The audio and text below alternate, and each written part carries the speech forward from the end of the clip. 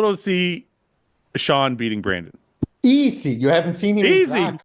What's up guys and welcome. You are watching Fazi Fitness. So let's start this video with the 2x212 Olympia champion, Shaun less than 8 weeks out of his second Arnold in the men's open class. So we all know Shaun trains super hard. He is one of the most dense bodybuilder of his era. He packs more muscle on his 5'2" frame than any other bodybuilder, maybe in the entire bodybuilding history. We all know pound for pound, he is one of the most densely packed bodybuilder. Now, all of these things are already known by majority of the bodybuilding community. But the question right now is that, can he really beat Brandon Keone, the former Olympia and the 2x Arnold Classic champion, and William Bonac at this upcoming competition? Because a prediction was made by Stefan, who is his current coach, who by the way is coaching 3 guys in this upcoming men's open Arnold: William Bonac, James Hollingshead, and Shaun. And he had all 3 of his guys beating Brandon Keone. To see Shaun beating Brandon. Easy. You haven't seen him in Easy. track. Easy. Easy. Easy. Holy. You're talking about a former Mr. Olympia. All right, are we going to I'm talking about the 2x212 Olympia.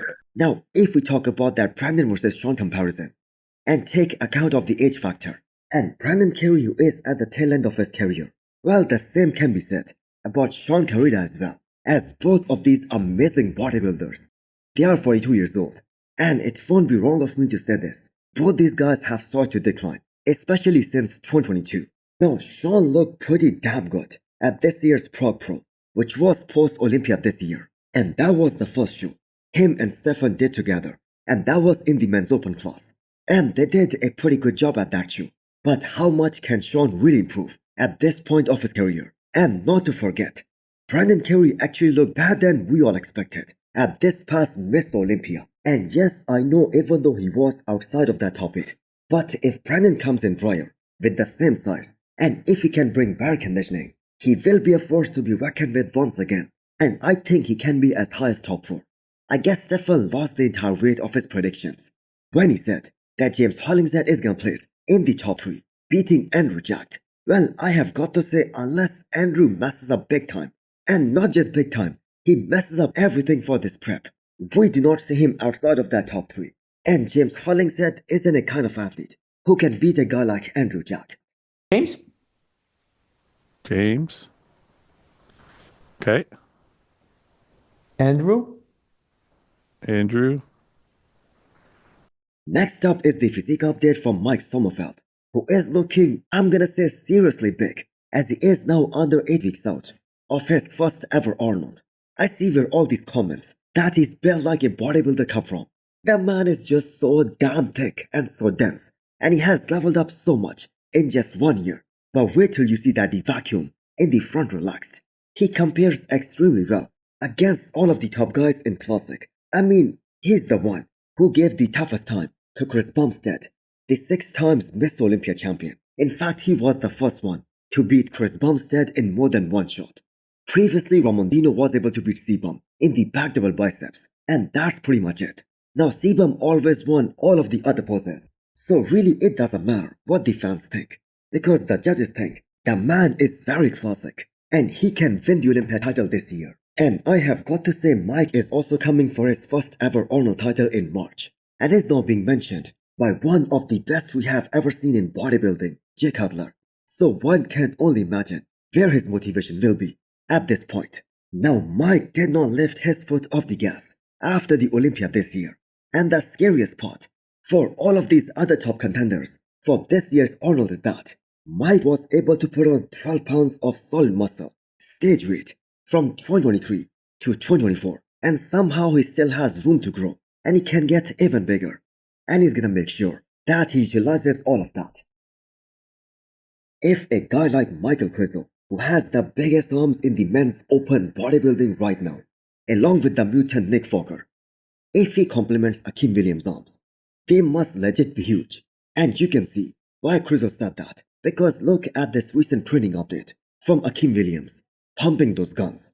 I have got to say, just insanity. Now, I have no idea, why is Akim not being talked about for this upcoming Arnold as one of those guys who can be as high as top 5, especially after that amazing season that he had last year. This guy who always struggled to get shredded a few years ago. He was so consistent last year that he brought his career's best shape, not once, but in 6 shows last year. And that all started with the Arnold, Ohio last year, because that was his first show. Now Akim Williams was just so damn good at the Arnold, Ohio last year, especially on Saturday, that he beat all those guys so convincingly that he was in the final top 4 comparisons with guys like Samson, Hardy and Raphael. Now his last 2 shows, Romania Pro as well as the Big Man Weekend, they were some of his best showing of not only 2024 but his entire pro career. Now we already know that he isn't gonna make any drastic improvements, especially in the back department, especially in that back double biceps, because first of all that is genetic, and that is also nerve related, and that is his only weak shot at this point.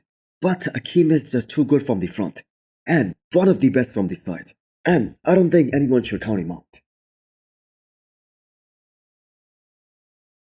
Next up, we have an update from Good Vito, who is now training with Fabrico, the well-known Brazilian trainer who trains multiple classic physique Olympians, and he was also that same guy who was pushing Good Vito last year during his prep for Detroit Pro.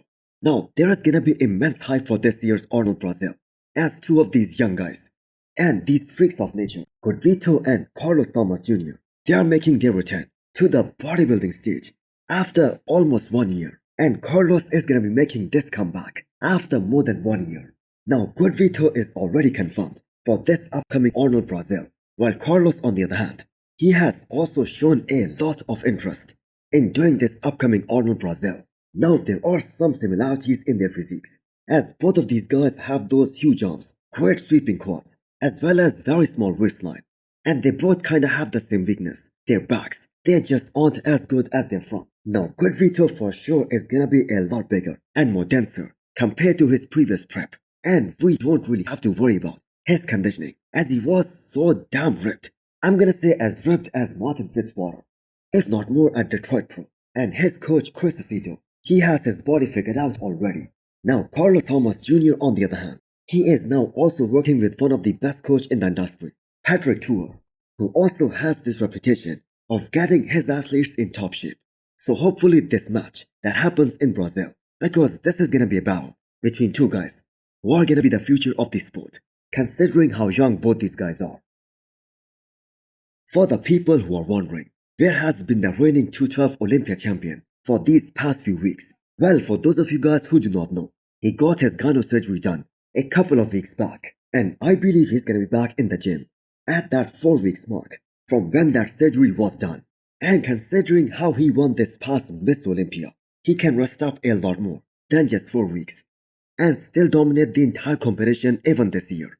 That is how good Keone was at the Olympia last year.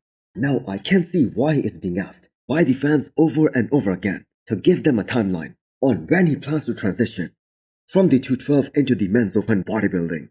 And this question was answered on his recent YouTube video, and that clarifies everything. I don't plan on going to open no time soon. A couple of years down the road, and once I able to, completely max out of the 212 division, then I'll move up to open. And just for a reminder, I'm only 200 pounds on stage as of the 2024 Mr. Olympia and all the other years previous. So there's no rush. Let me get those extra 12 more pounds and then we'll move up. So Keone isn't looking to break Lex Lewis's record of 7 212 Olympia titles, and he has got 2 already. But rest assured, we won't be seeing Keone in the men's open class either by next year, unless he maxes out that 212 division, and that means he weighs more than 212 pounds on the stage. Now that will be the time to make that transition, and Keone was only 200 pounds on the stage last year. Greetings, are we breaking the 7-time Mr. O record? If you ask me respectfully, I think so. Good question. No, I don't plan to. I don't plan on staying in the 212 that long, to be honest, just because my body wants to grow. So he will most likely be in this division for maybe another 2 years, because he for sure won't be making this mistake of getting too big too fast, especially with only one weak point that Keone has, and that is that ab split, which is his genetics. So looking forward to see Keone progress as a 212 champion and start this off season, which is gonna be really soon. So hit the thumbs up button if you liked the video and smash the subscribe button if you wanna come back for more. Thanks for watching.